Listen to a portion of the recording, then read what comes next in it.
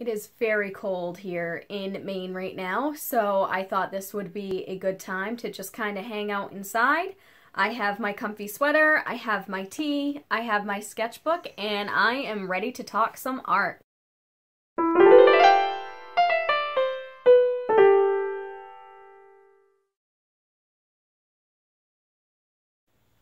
Hi, Shanna Rowe Jackson here, and today you are seeing me on my nice big comfy couch in my nice comfy clothes with one of my favorite mugs.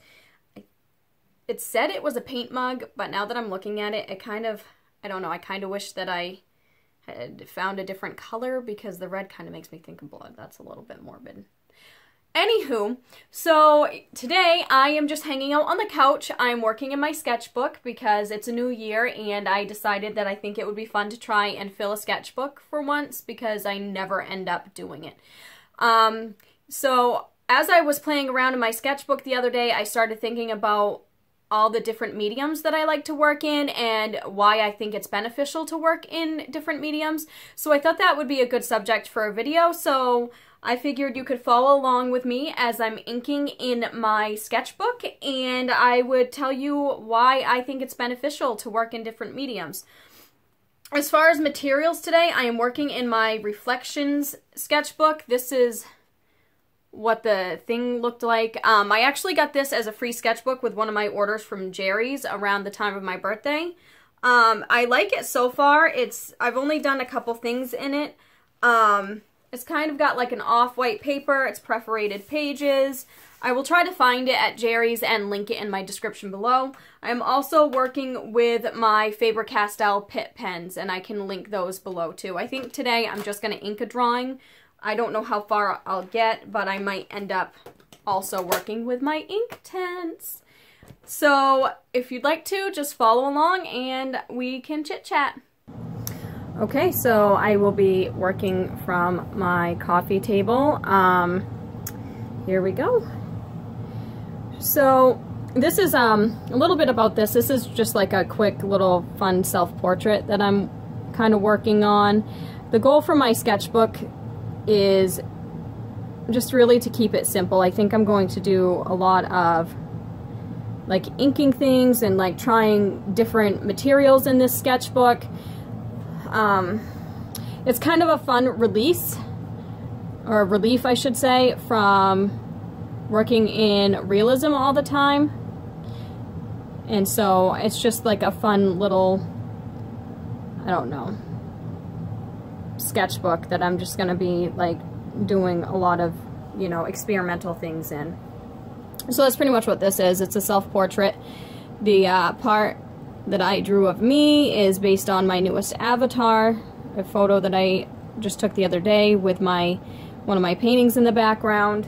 And I just put a bunch of things that I like around it, like my dogs and chocolate, which is what I'm drawing out right now, and I'm just kind of ink it in. I'm not exactly sure like if I'm gonna color it or not. We'll see after I'm done inking. But that brings me to what I wanted to talk about today, and that is the benefits of working in different mediums. And working in this sketchbook is what really helped trigger this thought for me. I tend to work in a lot of different mediums, and I find that each one has its own different qualities. And I think that it's beneficial to try a lot of new things before settling down on a favorite. And even if you have a favorite, it's still fun to experiment with other mediums because it can really help broaden your horizons, and things that you learn in new mediums can also cross over to a medium that you love. So for instance, for years and years and years, I always just worked in acrylic. And I was a lot more painterly years ago. I always wanted to do realism when I was younger, and I was self-taught, so I didn't really know necessarily how to get to the point where I wanted to be. And I worked in acrylic for years, and acrylic tends to be a fast-drying medium, and I am somebody who always was very prolific and worked very quickly, so that was beneficial to me. But I couldn't understand why my paintings were a little bit more painterly than I wanted them to be, because, you know, I was striving for realism, but then I was working very quickly.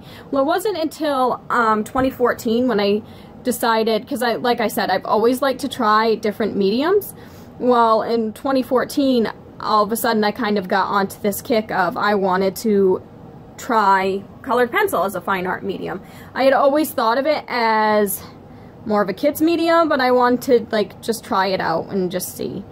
Well, when I started working in colored pencil, it forced me to slow down.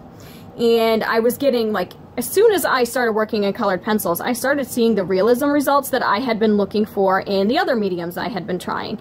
Like I said, I had worked in acrylic for years. I had also, in 2013, had really been working in oils a lot, which was really difficult for me because I was using it as if it were acrylic. And I came up with some results that I liked, but it just wasn't what I was looking for.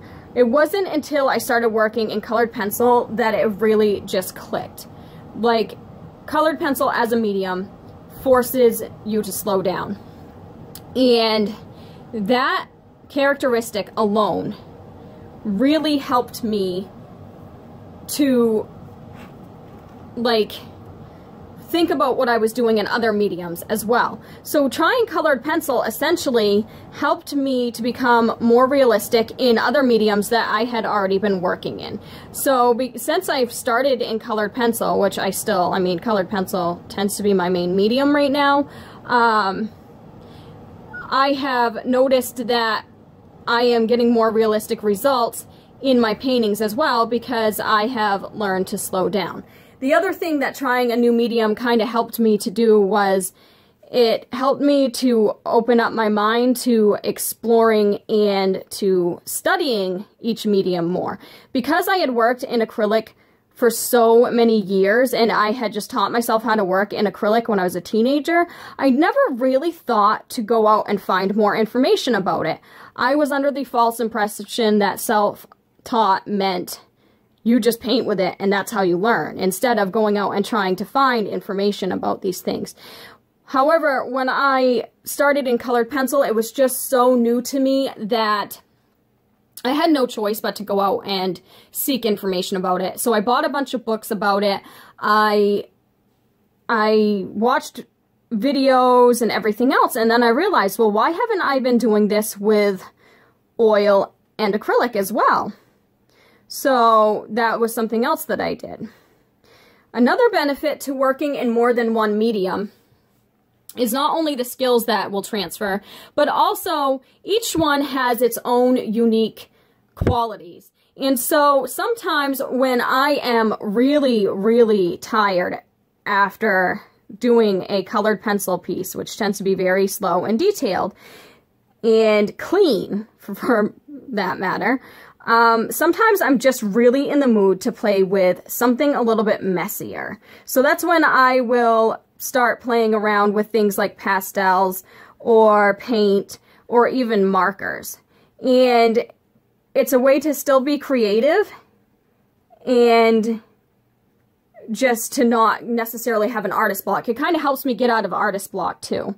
Having a bunch of materials at your disposal is beneficial in that fact that some things are quicker to pick up than others. That's like another thing. Sometimes I am not in the mood to paint because there's just going to be so much going on, like just to try and get the paint out and ready, and there's so much cleanup after, and that's when it's sometimes fun to just go for my pencils. Or sometimes I am in the mood just to be illustrative, like today, and so it's funner just to go for my pens. And I know a lot of people worry about, well, what if I can't get a good enough body of work to be accepted in galleries? Or, you know, people think that they have to only work in one medium in order to keep their style. And that's just not true. Well, I mean, I tend to be working in a little bit of a different style today than my regular realism, but that's okay too. You can still have style and medium are two different things, really. If you have an established style, like me for realism, for instance, if you have an established style, then and you are prolific enough in each of the mediums that you choose to work in, then your style is going to show through anyway. So for instance, I like to do realism, obviously. So I do realism in all the mediums that I work in most of the time. And my style tends to stay the same throughout. It's just a matter of knowing your medium that you're working in so that you can use the skills that you already have in your style. But as far as style goes, it's okay to enjoy more than one style.